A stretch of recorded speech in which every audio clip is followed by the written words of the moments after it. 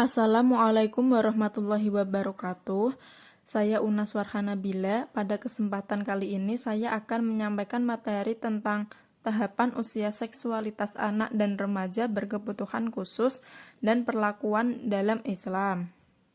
Pembahasannya yaitu yang pertama pengertian anak dan remaja berkebutuhan khusus, yang kedua tahapan perkembangan seks, yang ketiga cara memberikan pengenalan pendidikan seks sesuai usia anak, yang keempat perlakuan tahapan seks dalam Islam. Pembahasan pertama tentang pengertian anak dan remaja berkebutuhan khusus. Anak berkebutuhan khusus merupakan individu yang memiliki disabilitas intelektual dan perkembangan, disabilitas fisik, disabilitas sensoris atau indera, hambatan atau masalah perilaku, kesulitan belajar, dan cerdas atau mempunyai bakat istimewa. Pendidikan seks bagi anak dan remaja berkebutuhan khusus sangat penting diberikan secara awal.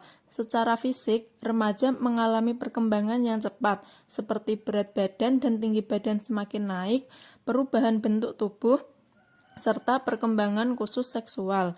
Menurut Sunrock 2008, periode ini biasanya dikenal sebagai periode pubertas, di mana terjadi kematangan fisik dengan cepat pada hormon dan perubahan tubuh yang terjadi selama remaja awal.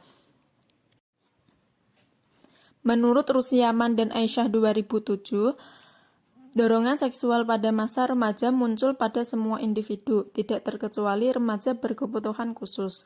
Pendidikan seks bagi anak berkebutuhan khusus sangatlah bermanfaat, agar setiap anak tidak terkejut ketika mendapatkan informasi biologis yang terjadi pada dirinya, seperti menstruasi, mimpi basah, dan agar mereka tidak mendapat pemahaman yang salah mengenai hal tersebut.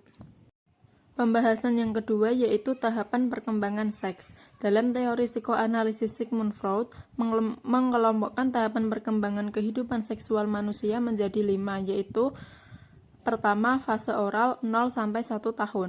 Fase oral adalah fase di mana kepuasan baik fisik maupun emosional berfokus pada bagian sekitar mulut.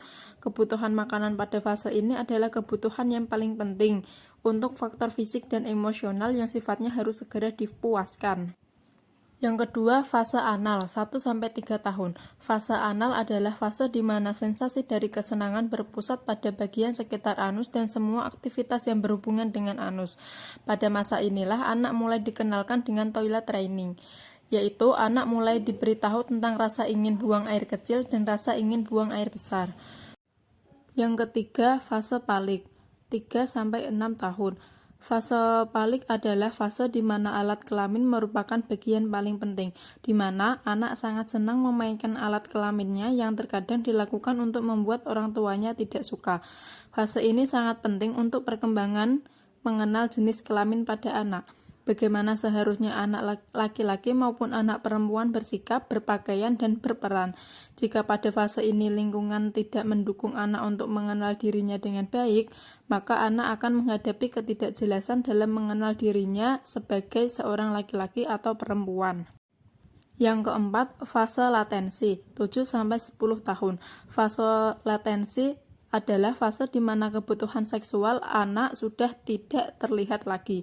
Anak lebih tertarik pada aktivitas-aktivitas yang melibatkan fisik dan kemampuan intelektualnya. Yang kelima, fase genital 10-15 tahun. Fase genital adalah fase di mana mulai ada rasa suka pada lawan jenis, mulai menjalin hubungan dengan lawan jenis, belajar menyayangi, mencintai, butuh akan rasa kasih sayang dan dicintai oleh lawan jenis. Pembahasan yang ketiga yaitu cara memberikan pengenalan pendidikan seks sesuai usia anak. Usia 20 bulan. Pada tahap ini, anak menunjukkan rasa ingin tahu dan bereksplorasi terhadap alat kelaminnya dengan cara memegang dan menyentuh secara berulang-ulang. Karena alat kelamin anak usia 20 bulan ini tidak ada bedanya dengan jari, hidung, dan organ tubuh lainnya. Yang kedua, usia 24 bulan. Pada tahapan ini, anak mulai mengenal perbedaan jenis kelamin dan dapat mengenali perbedaan alat kelamin laki-laki dan perempuan. Anak laki-laki seperti ayahnya dan anak perempuan seperti ibunya. Yang ketiga, usia 1-2 tahun. Pada tahap ini, anak berada pada fase balik atau kenikmatan yang didapat dari alat genital, di mana anak merasakan sensasi nikmat ketika alat genitalnya disentuh dan merupakan hal yang menarik bagi anak. Pada masa ini, orang tua dapat mengubah perhatian anak dengan cara mengajak bermain, membaca buku cerita, dan kegiatan lainnya yang dapat mengalihkan perhatian anak dari memainkan alat genitalnya.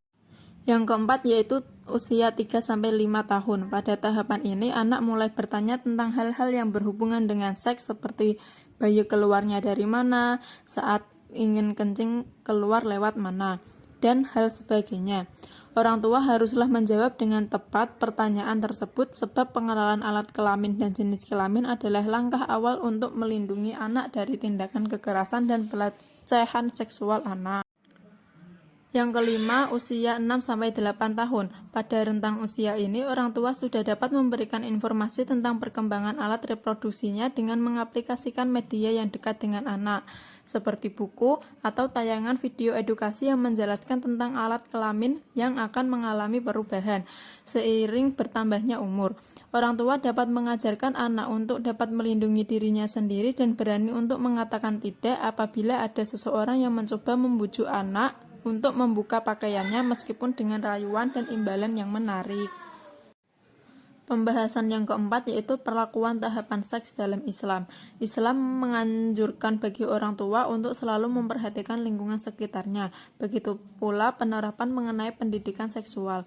Orang tua sebagai pihak pertama yang bertanggung jawab terhadap keselamatan anak-anaknya dalam menjalani tahapan perkembangan seperti fisik, kognitif, emosional, intelektual, seksual, sosial, moral, dan agama.